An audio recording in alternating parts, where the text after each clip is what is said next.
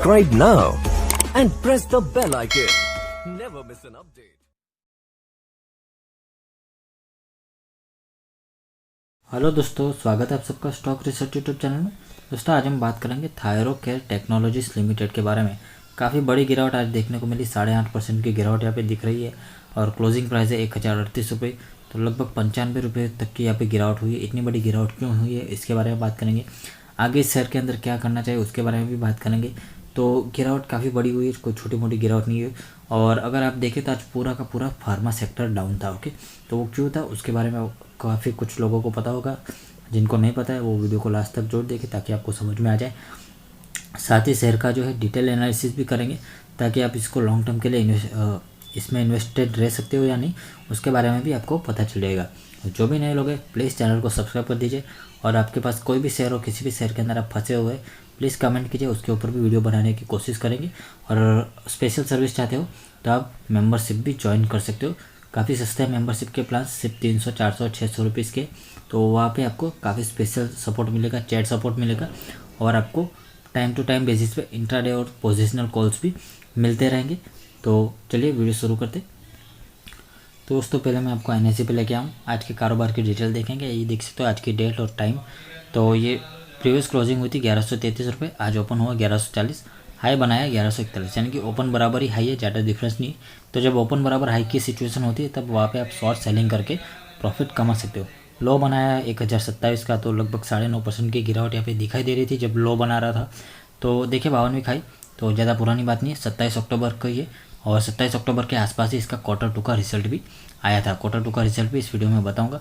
तो 1212 रुपीज़ का हाई, और 52वीं हाई के आसपास ही था। कल का प्राइस 1140 था, तो 52वीं के हाई के आसपास ही है प्राइस। तो आज ये 1000 रुपये तक आ चुका है। क्वांटिटी देखें तो आज क्वांटिटी ट्रेड हुई इसके अंदर 1,96,620 शेयर्स की। डिलीवरेबल क्वांटिटी देखें 86,945, 44% की ऑलमोस्ट डिलीवरी हुई है। डिलीवरी की परसेंटेज काफ़ी बढ़िया है। तो क्वांटिटी थोड़ी कम है, लेकिन फार्मा सेक्टर जो है अभी काफ़ी बूम कर चुका है, तो उसके अंदर अब थोड़ी सी प्रॉफिट बुकिंग यहाँ पे दिखाई दे रही है। तो दोस्तों आज सुबह पूरे फार्मा सेक्टर के अंदर गिरावट दिखाई दे रही थी, क्योंकि जो ये कंपनी है Pfizer इंक्लूसिव, तो इस कंपनी की तरफ से ऐसा अनाउंसमेंट आया कि कोविड-19 की जो वैक्सीन इन्होंने बनाई है वो जो है 90% तक इफेक्टिव है। ओके, तो 90% इफेक्टिव का मतलब लगभग 100% के पास ही गिन लीजिए। तो 90% इफेक्टिव है Pfizer की वैक्सीन।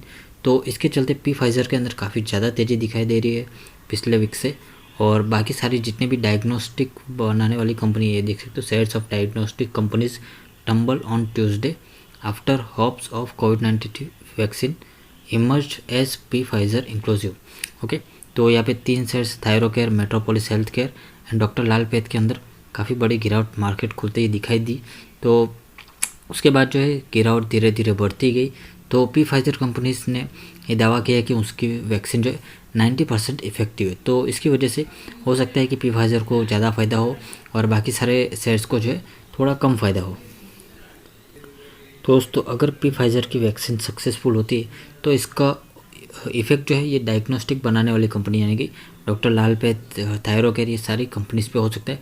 क्योंकि अगर सक्सेसफुल वैक्सीन होती तो इनका बिजनेस जो है कम हो जाएगा, रेवेन्यू कम हो जाएगा, तो इनका असर काफ़ी बड़ा हो सकता है। तो देख सकते हो यहाँ पे firms that had seen a boost in number of tests amid the कोविड-19 पैंडेमिक।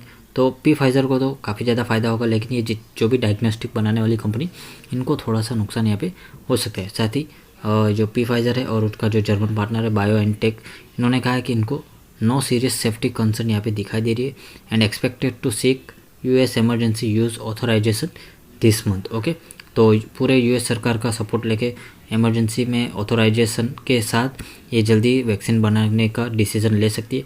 और यहाँ पे दोनों कंपनी ने मिलकर कहा है कि they can estimated up to 50 million doses this year. Okay, तो 50 मिलियन यानी कि 5 करोड़ डोज यहाँ पे बना सकती है, और it's enough to protect 25 million people. Okay, तो 50 मिलियन डोसेस से ये लगभग 25 मिलियन पीपल को बचा सकती है, और 2021 तक ये 1.3 बिलियन डोसेस प्रोड्यूस कर सकते हैं। ओके, तो काफ़ी बड़ा है, 1.3 बिलियन यानी कि 130 करोड़ होता है। तो काफ़ी बड़ा, अगर Pfizer की वैक्सीन सक्सेसफुल होती है तो काफ़ी ज़्यादा फ़ायदा हो सकता है। लेकिन इसका मतलब ये नहीं कि आप Pfizer में मार्केट खोलते ही कल माल उठा लीजिए, नहीं, Pfizer भी अभी काफ़ी ज़्यादा ओवरबॉट जोन में, तो एक न्यूज़ के ऊपर ये शेयर डोट रहा है, तो आपको किसी भी तरह से इसके अंदर एंट्री नहीं लेनी। शेयर के अंदर गिरावट आएगी तब हम एंट्री के बारे में सोचेंगे, वरना आप एंट्री चाहे तो ले सकते हो। मैं अभी इसके अंदर एंट्री नहीं ले रहा हूँ। जो भी करे एक बार अपने फाइनेंशियल एडवाइजर से एडवाइस लेने के बाद ही करे। और दोस्तों, थायरोकेयर टेक्नोलॉजीज़ का 12 नवंबर को एक्स डेट है। डिविडेंड की 10 रुपये पर शेयर डिविडेंड मिलने वाला है, तो आप होल्ड करके रख सकते हो। 13 तारीख को ये शेयर आपके डीमैट अकाउंट में होना चाहिए। तो जिन्होंने भी नहीं लिया वो अभी ले सकते हो। तो 11 तारीख यानी कि कल लेते हो अगर, तो 13 तारीख को आपके डीमैट अकाउंट में आ जाएगा और आपको पास शेयर हो गए तो आपको 50 रुपये डिविडेंड आप सीधे आपके बैंक अकाउंट में क्रेडिट कर दिया जाएगा। तो थायरोकेयर का टोटल Q2 का रिजल्ट आप यहाँ पे देख सकते हो। ये सितंबर 2020 नेट सेल्स देखें तो यहाँ पे 116 करोड़ और यहाँ पे 153 करोड़। नेट सेल्स में 32% की ग्रोथ दिखाई दे रही है।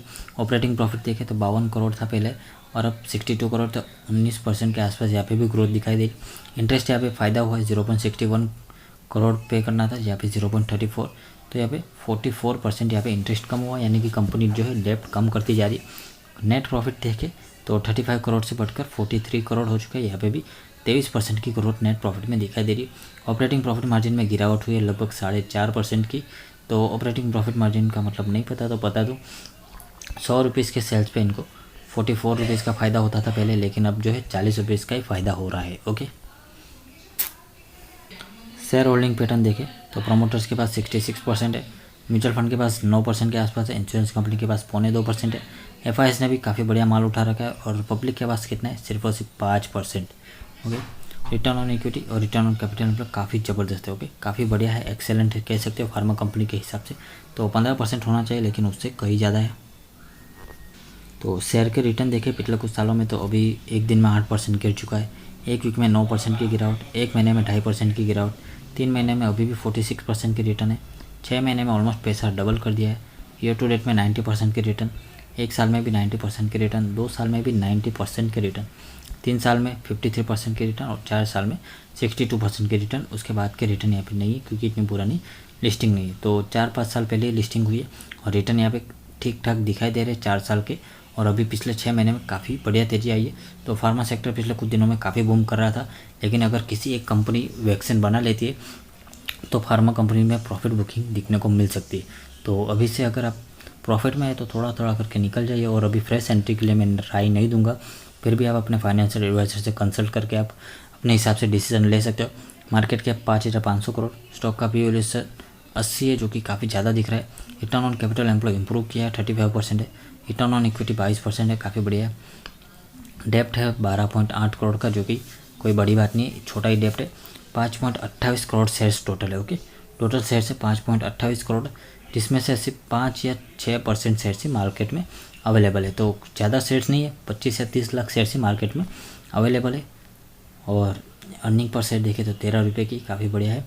फेस वैल्यू है 10 रुपये और 52 हाई लो आप यहाँ पे दे सकते हो। तो कंपाउंडेड सेल्स ग्रोथ देखें तो पिछले 3 सालों में 12% की सेल्स ग्रोथ है, जो कि बढ़िया है। 5 सालों में 19% है, जो कि काफ़ी बढ़िया है सेल्स ग्रोथ कंपाउंडेड। और कंपाउंडेड प्रॉफिट ग्रोथ पिछले 3 सालों में 17% है एंड 5 सालों में 15% है। तो ओवरऑल फंडामेंटल जो है काफ़ी बढ़िया है। तो लॉन्ग टर्म के लिए अगर आपने इन्वेस्टमेंट करके रखा है तो छोटी मोटी गिरावट देखकर आपको घबराना नहीं चाहिए। तो हो सकता है वैक्सीन किसी और कंपनी के बनाने से थोड़ा बहुत नेगेटिव इम्पैक्ट इन सारे शेयर्स पे पड़ सकता है, लेकिन अगर Q2 का रिजल्ट बढ़िया आता है तो ये सारे जो जितने भी गिरावट है पूरी की पूरी रिकवर हो जाएगी। तो छोटी मोटी गिरावट से कभी भी नहीं डरना चाहिए अगर लॉन्ग टर्म के लिए इन्वेस्टमेंट करके रखा है। तो अगर आपने इसके अंदर फ्रेश बाइंग करना चाहते हो तो थोड़ा थोड़ा करके अभी माल उठा सकते हो। एक साथ बल्क में बाइंग करने के लिए मैं नहीं बोल रहा हूँ। अगर 10 शेयर्स उठाना चाहते हो तो पहले 2 शेयर्स खरीदो, उसके बाद और गिरावट होती है तो फिर से 2-4 शेयर्स और खरीद लो। इस तरह से छोटी छोटी क्वांटिटी में आप माल उठा सकते हो। दोस्तों, वीडियो पसंद आए तो लाइक कर दीजिए, चैनल पे पहली बार आए तो प्लीज़ सब्सक्राइब कर दीजिए।